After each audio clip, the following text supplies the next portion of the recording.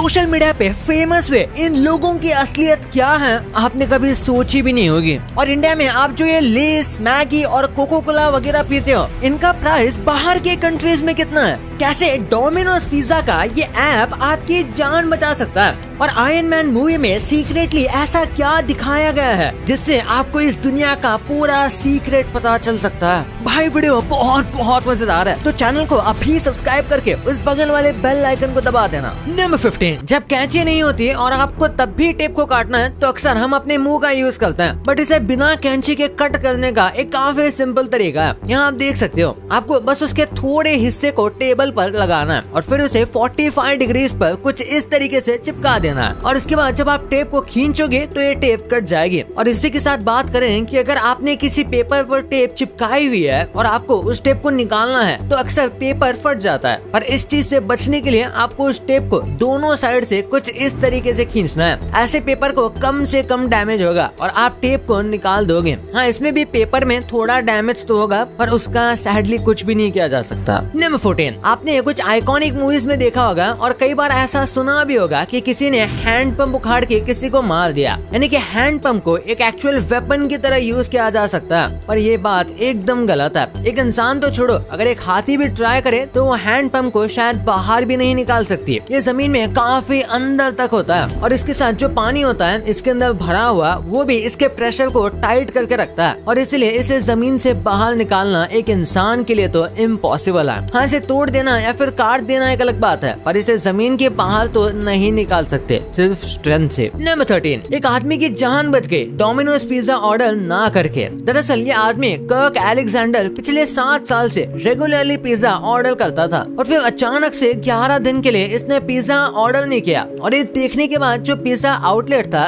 जहाँ से ये डेली पिज्जा ऑर्डर करते थे, वो लोग थोड़ा चिंता में पड़ गए कि आखिर 7 दिन से रेगुलरली ऑर्डर करने वाला कस्टमर 11 दिन से कुछ भी ऑर्डर क्यों नहीं किया। और तभी एक डिलीवरी ड्राइवर जो उसके घर के आसपास ही था, वो डिलीवरी करने आया था, तो उसने सोचा उसके घर पर भी एक बार देख लूं क्या हो रहा है। और जब वो वहाँ पर गया तो उसने देखा कि ये जमीन पर लेटा हुआ है और उसे स्ट्रोक आया हुआ है। और फिर उन्होंने तुरंत 911 को कॉल कर दिया और इनकी जान बच गई। वाओ। नंबर 12, 2010 की आयरन मैन 2 मूवी आपको पता ही होगी। उसमें एक सीन है जिसमें टोनी स्टार्क अपने फोन को कुछ ऐसे फ्लैश करता है और आपने नोटिस नहीं किया होगा, लेकिन इस सीन में उसके फोन में एक एप्लीकेशन है जिसका नाम है इल्यूमिनाटी। अभी एप्लीकेशन है या फिर क्या है तो ये तो हम नहीं जानते, पर क्या कोई ये हिडन ईस्टर एग है जैसे कि मार्वल्स अपने मूवीज में करता है, या फिर इस मूवी के मेकर ने या सीजीआई आर्टिस्ट ने इसे बस ऐसे ही मजाक के लिए यहाँ पर डाल दिया होगा, क्योंकि आखिर इतनी छोटी चीज कौन ही नोटिस करता है। नंबर 11, अगर मैं आपको कहूँ कि किसी ने $1.5 मिलियन का सामान चुरा लिया तो आपके दिमाग में कुछ कीमती सामान ही आएगा, लेकिन एक बार मिलो वेरा लिटिल से। ये फिलहाल जेल में है क्योंकि इन्होंने 1.5 मिलियन जितनी कीमत के चिकन विंग्स चुरा लिए। हाँ भाई, आपने बिल्कुल सही सुना, ये कुछ 12 करोड़ रुपए के होते हैं। ये दरअसल एक स्कूल की कैफेटेरिया कंसल्टेंट थी और उस स्कूल के डिस्ट्रिक्ट में करीब 11,000 पीसेस चिकन विंग्स के भेजे गए थे ताकि वो बच्चों को दे सके, लेकिन ये सारी चीजें कभी बच्चों तक पहुंची ही नहीं और इन्होंने ये सारे चिकन विंग्स चुरा लिए और शायद इन्हें सेल कर दिया या फिर इस ऑर्डर को बनवाया ही नहीं और बस मनी रिसीव कर लिया, इसलिए इन्हें 9 साल की जेल हो गई। नंबर 10, आपने देखा होगा कि कार के टायर पर कई सारी चीजें लिखी होती है और उसमें से ये भी होता है, यानी कि इसमें रैंडम अल्फाबेट्स लिखे होते हैं। आपने मोस्टली टी या एस या आर देखे होंगे,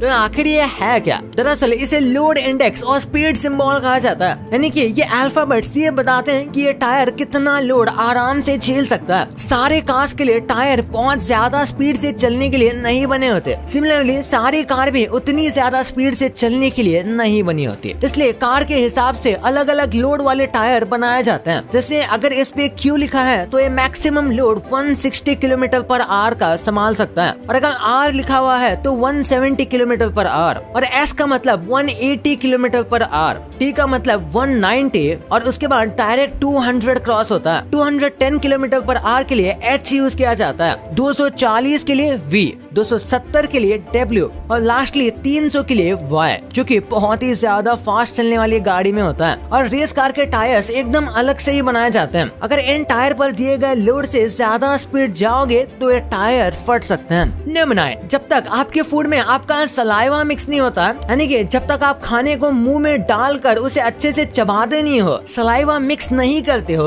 तब तक आपको खाने का टेस्ट नहीं आ सकता। हम जैसे ही कोई चीज खाते हैं तो उसमें हमारा सलाइवा मिक्स होना स्टार्ट हो जाता है, जिस वजह से धीरे धीरे उसका टेस्ट आने लगता है और इसलिए आप जितना ज्यादा चबाते हो आपको उतना ज्यादा टेस्ट आता है। नंबर 8, जो यूजुअली हम मैप देखते हैं या यूज करते हैं वो फ्लैट होता है, लेकिन ऑब्वियस सी बात है हमारा अर्थ फ्लैट नहीं है, इसलिए उसके मेजरमेंट को प्रॉपरली लेने के लिए स्केल का इस्तेमाल नहीं किया जा सकता। यूजुअली स्केल का यूज करते हैं पर वो उतना एक्यूरेट नहीं होता और इसलिए ऑपिसोमीटर नाम का एक इंस्ट्रूमेंट होता है जिसका इस्तेमाल किया जाता है प्रॉपरली रूट्स को मेजर करने के लिए। ये एक कंपास जैसा होता है जिसमें एक नीडल होती है और काफी सारे मेजरमेंट होते हैं और फिर इसे बस रूट के हिसाब से रोल किया जाता है और फिर वो हमें एकदम एक्यूरेट मेजरमेंट बताता है। नंबर 7, क्या कभी आपने एक रीयूजेबल आइस क्यूब को देखा है? एक बार यहाँ देखो, नॉर्मली जो वाटर वाले आइस क्यूब होते हैं वो ड्रिंक में डिसॉल्व हो जाते हैं और इस वजह से कई बार वो ड्रिंक के टेस्ट को कम कर देते हैं और उसी के साथ हर बार आपको पानी भरना पड़ता है जिससे पानी वेस्ट होता है। वैसे तो वो आपके बॉडी में जा रहा है पर फिर भी अगर आपको आइस बस ड्रिंक को कोल्ड करने के लिए यूज करना है तो आप रीयूजेबल आइस क्यूब ले सकते हो। ये बिल्कुल नॉर्मल आइस क्यूब की तरह बहुत ही ज्यादा ठंडे हो जाते हैं फ्रिज में और उसके बाद आप इसे ड्रिंक में डाल सकते हो और ये आपको बिल्कुल किसी नॉर्मल आइस क्यूब्स की तरह ही लगेंगे, बस ये ड्रिंक को डाइल्यूट नहीं करेंगे। नंबर 6, यार चाइना में अगर आप जे वॉक करते हो यानी कि सड़क क्रॉस करते वक्त लापरवाही करते हो या फिर जब कांच का ग्रीन सिग्नल होता है उसके बाद भी आप रोड क्रॉस करने की ट्राई करते हो या फिर ज़ेब्रा क्रॉसिंग यूज ना करके रोड क्रॉसिंग करने की ट्राई करते हो तो आपकी शक्ल को स्कैन करके आपके ऑनलाइन वॉलेट से ऑटोमेटिक फाइन निकाल दिया जाता है, यानी कि आपको पकड़ के उसके बाद फाइन मांगो, इन सब की झंझट ही नहीं है यहाँ पे। अगर आपने जे वॉकिंग की तो ऑटोमेटिक आपके फोन से पैसे कट जाएंगे और आपको उसका नोटिफिकेशन भी आ जाएगा कि अगली बार किया तो और दिक्कत होगी। नंबर 5, विंडशील्ड वाइपर कैसे काम करता है?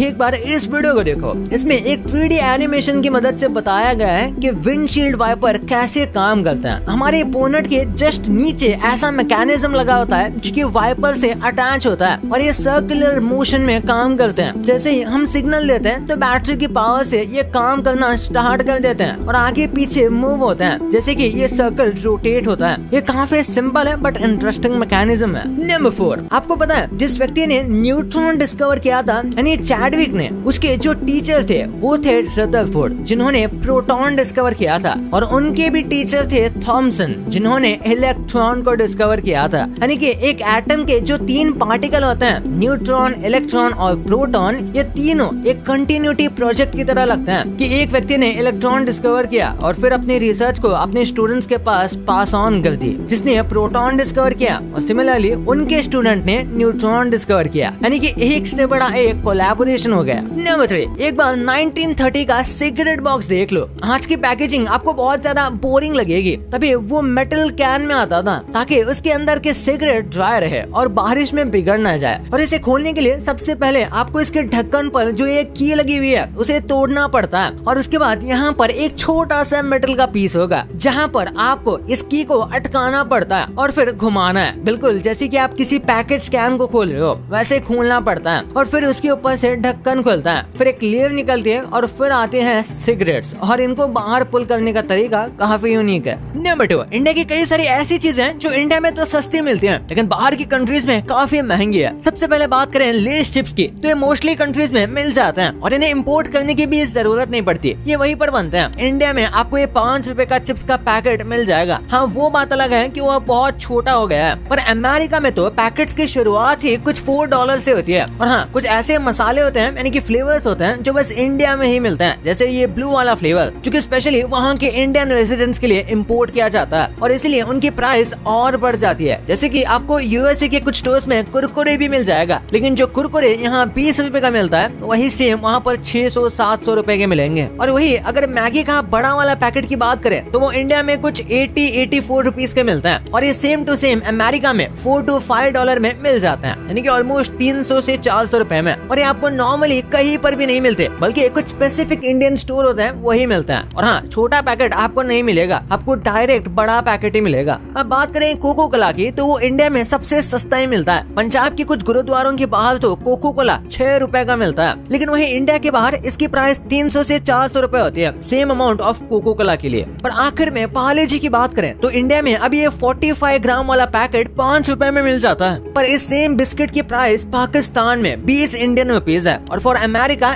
कुछ $1 है। और हाँ, सिमिलरली ये आपको हर जगह नहीं मिलेगा, पर स्पेसिफिक स्टोर में ही जाना पड़ेगा। लगभग सारे इंडियन प्रोडक्ट्स बाहर की कंट्री में थोड़े ज्यादा ही एक्सपेंसिव होते हैं, ऑब्वियसली क्योंकि वो इम्पोर्ट होते हैं। नंबर 1, लोग सोशल मीडिया में और इन रियल लाइफ में काफी अलग होते हैं, जिनमें से कुछ तो आप कह सकते हो एक्सपोज हो गए, और ये आज मैं आपको बताने वाला हूँ। सबसे पहले बात करते हैं पुनीत सुपरस्टार और थारा भाई जोगिंदर की। ये फेम के लिए आजकल रिलीजन को भी काफी यूज करते हैं, जैसे कि इस वीडियो को देखो। इसमें से ये ऐसा दिखा रहे हैं जैसे हिंदू गॉड की मूर्ति को लोग तोड़ रहे हों, पर एक्चुअली में ये रिचुअल है और ये कोई गॉड नहीं है, बल्कि ये एक राक्षस की मूर्ति है, जैसे तोड़ने का रिचुअल है, जैसे रावण होता है। लेकिन इन्होंने तो पूरी कहानी ही चेंज कर दी फेम के लिए। फिर बात करते हैं आजकल बहुत पॉपुलर हो रहे तीर्थ परसाना की। इनका कहना है कि उन्होंने सेटन को देखा है और उसी के साथ ये बहुत ही लंबी लंबी फेंकते हैं, जैसे कि ये दुनिया को रन करने वाली सीक्रेट ऑर्गेनाइजेशन फ्री मेसनरी से मिले हैं। और इनकी बुक पढ़ने के बाद आप एकदम बदल जाओगे। एक बात तो इन्होंने ये भी कह दिया था कि इनकी बुक ने हैरी पॉटर की बुक को भी पीछे छोड़ दिया है बस 17 घंटे के अंदर, जो कि कम्प्लीटली झूठ है। इनका कहना है इन्होंने रेड पिल लिया तो एकदम इन्हें रियलिटी दिखती है जो बाकी लोग नहीं देख पाते, जो कि सुनने में सच में फनी तो लगता है। और फाइनली बात करते हैं इनकी।